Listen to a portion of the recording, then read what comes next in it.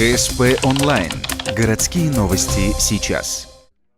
27 марта в России отметили первый профессиональный праздник войск Национальной гвардии. Учредили структуру, как и дату, только в прошлом году, а уже в 2017-м все, кто причастен к новому роду войск, принимали поздравления. И в Ухте тоже. У нас представители Росгвардии, все, кто служит во вневедомственной охране. Коллектив отдела насчитывает примерно 60 человек. На казенном языке они мобильные вооруженные силы правопорядка, то есть те, кто в первую очередь появляются на месте ЧП. Раньше эта структура была частью МВД. Теперь статус несколько изменился, но не поменялись обязанности.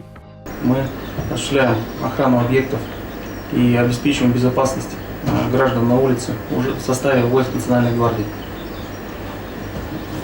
При этом мероприятия по охране общественного порядка и обеспечению общественной безопасности проходят в плотном взаимодействии с органами внутренних дел.